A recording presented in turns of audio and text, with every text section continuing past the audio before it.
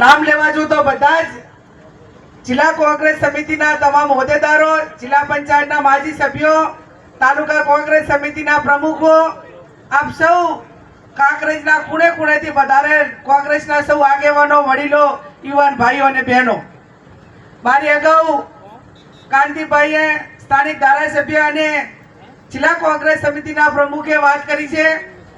અહીંયા આપણે જન આક્રોશ રેલી એટલે શા માટે કે જે ચાલુ સરકાર હોય અને જે આપણી માગણીઓ હોય, આટલા વર્ષો ભારતીય જનતા પાર્ટીનું રાજ હોવા છતાં આપણી જે સમસ્યાઓ છે એ હલ ન થતી હોય ત્યારે એક વિરોધ પક્ષ તરીકે જે લોકોની વાત છે સરકાર સુધી પહોંચાડવા માટે આજે આપણી વચ્ચે આપણા આગેવાનો આવ્યા છે.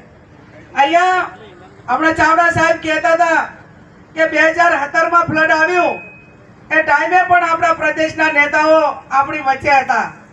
અહીંયા સાહેબ આ વિસ્તારની કોઈ જો મુખ્ય માંગણીઓ હોય, મુખ્ય સમસ્યાઓ હોય તો એ સૌથી મોટો પ્રશ્ન એ ગામથી ગામને જોડતા રસ્તાઓ માટેની સૌથી મોટી માંગણી છે. આમ જે કઈ વર્તમાન સમયની અંદર જે દરેક ધારાસભ્યને 5 કે 10 કરોડ રૂપિયા આપે તો 5 કે 10 કિલોમીટર રોડ થાય. આજે હું માનું છું ત્યાં સુધી કાંકરેજ તાલુકાની ઓછામાં ઓછા 200 રોડોની માંગણી હોય અને આ પ્રમાણે જો સરકાર ફાળવણી કરે તો 100 વર્ષ સુધી પણ આનો પાર આવે નહીં જે માંગણીઓ છે એનો. તો એના માટે આપણે એનો પ્રશ્ન માટેનું હલ માટે શું તો સત્તા પરિવર્તન આવે અને આ વિસ્તારને કોઈ ખાસ પેકેજ આપે તો જ આ રસ્તાઓ માટેનો પ્રશ્ન કાયમી હલ થઈ શકે એમ છે. અને એના માટે કરીને જો સરકારે ધાર્યું હોત તો 2017માં ફ્લડ આવ્યું, અતિવૃષ્ટિ આવી અને અતિવૃષ્ટિના નામે જો પેકેજ આપ્યું હોત તો આ વિસ્તારના તમામ ગામડાઓને ગામથી ગામ જોડતા રસ્તા બન્યા હોત કે ના બન્યા હોત? બન્યા હોત. પણ એમની આપવા માટેની ઈચ્છા શક્તિ નથી. હમણાં સમગ્ર બનાસકાંઠાની અંદર તમને બધાને ખબર છે કે મગફળીના ઠેકાના ભાવ માટે કરીને સેટેલાઇટથી કરીને સર્વે કરે છે, કરેક્ટ નથી કરતા? હવે એમાં આવ્યું કે ના આવ્યું અને માપણી સીટમાં આખા ખેડૂતોને બરબાદ કર્યા. એને એ રીતે આ ઠેકાના ભાવ આપણને જે મળવાના હોય અને એનું સર્વે થવું જોઈએ. 7, 12 ને 8 અને ખેડૂતના ખેતરે જઈને ગ્રામ સેવકે સર્વે કરવું પડે. એના બદલે બારોબાર ઓફિસમાં બેસીને સર્વે કરે અને એના હિસાબે ખેડૂતોને મગફળીના ઠેકાના ભાવ એ ક્યાંક ને ક્યાંક ન મળે તો આ એમની ટેકનોલોજી જે છે એ દુરુપયોગ થઈ રહ્યો છે. એના કારણે પૂરું સાચું સર્વે થતું નથી. બીજું, જન આક્રોશ રેલી શા માટે તો આપણી તમામ ખેડૂતોની જમીન જે માપણી સીટ એમના પાપે ભારતીય જનતા, હું માનું છું ત્યાં સુધી જ્યારે અંગ્રેજોએ માપણી સીટ કરી હતી ને ત્યારે પણ હાજી થઈ હતી. 1 ઇંચ ક્યાંય જમીનનો ફેરફાર નતો.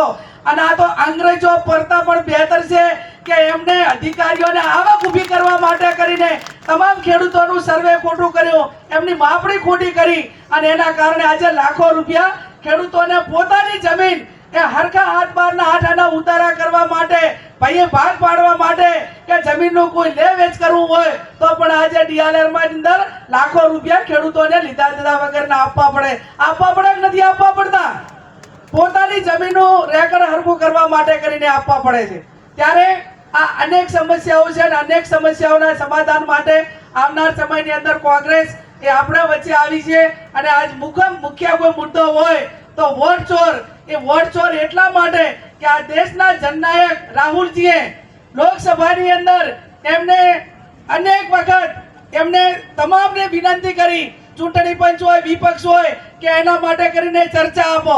અને એમને કર્ણાટક હોય, મધ્યપ્રદેશ, મહારાષ્ટ્ર હોય, બિહાર હોય, અલગ અલગ રાજ્યોની અંદર એનાલિસિસ કરીને આપણી કોંગ્રેસની ટીમો લગાવીને પુરાવા આપ્યા કે તમે આ રીતે વોટ ચોરી કરો છો.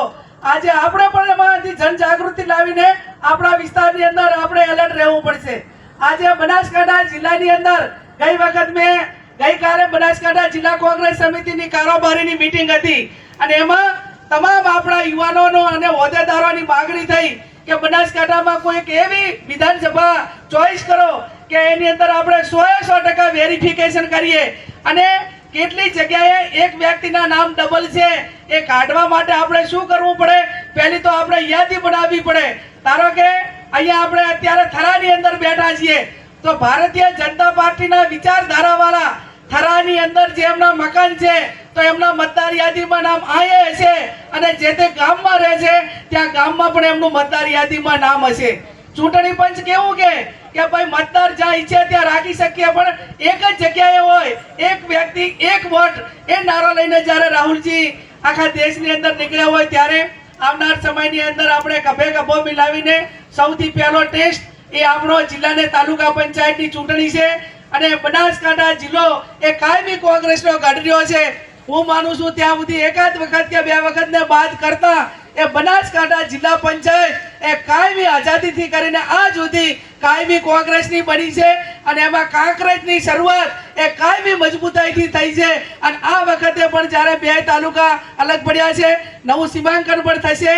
સીમાંકનમાં પણ બધા ખબર રાખજો. હવે ટૂંક સમયની અંદર જ્યારે એની જાહેરાત થશે એ ટાઈમે જે આપણે સૂચનો આપવાના હોય એ સૂચનો પણ આપજો.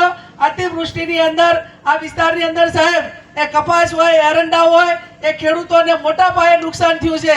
અમે ત્યાં સોઈગામ તાલુકો હોય, વાવ તાલુકો હોય, ત્યાંની તાલુકા કોંગ્રેસ સમિતિને સાથે રાખીને ગામડે ગામડે ગયા અને તમામ ખેડૂતોને ફોર્મ ભરાવ્યા. આવતીકાલે એ તમામ ખેડૂતોને બોલાવીને આવેદન પત્ર આપવાના છીએ અને છતાં સરકાર વળતર ના આપે તો એને હાઈકોર્ટમાં ખેડૂતો વતી આપણે લડવું પડે તો લડીને પણ ખેડૂતોને વળતર અપાવીશું.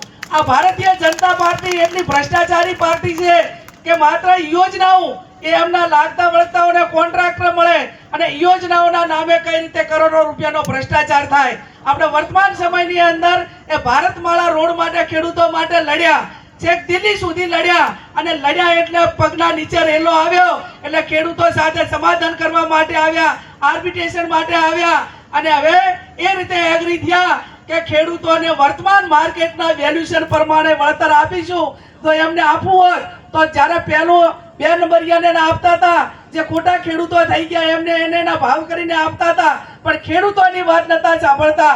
કોંગ્રેસ સમિતિએ એને કલેક્ટર ઓફિસમાં આવેદન પત્ર આપ્યું ને આપણે ત્યાં સુધી લડ્યા એટલે આજે ભારતમાળાના ખેડૂતોને એ વર્તમાન માર્કેટ વેલ્યુએશન આપવા માટે તૈયાર થયા. એટલે જ્યાં જ્યાં જરૂર પડે ત્યાં કોંગ્રેસ પાર્ટી એ ખેડૂતો માટે હોય, અન્યાય સામે હોય, જ્યાં હોય ત્યાં લડવા માટે તૈયાર છે.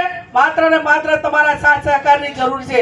અને વિશેષ ના કહેતા આપણા મંચસ્થ મહાનુભાવો છે, તમામ વિગતથી વાત કરવાના છે, પણ આવનાર સમયની અંદર સંગઠનની વાત હોય, કોઈ પણ ચૂંટણીની વાત હોય તો કોંગ્રેસ પાર્ટી ગભે ગભો મિલાવીને કોંગ્રેસને બનાસકાંઠામાં જે રીતે મજબૂત હતી એ રીતે મજબૂત કરવા માટેના પૂરેપૂરા પ્રયત્નો કરશે એની ખાતરી હું મવડી મંડળને આપ સૌના વતી આપું છું. આપ સૌનો ખૂબ ખૂબ હૃદયપૂર્વક આભાર.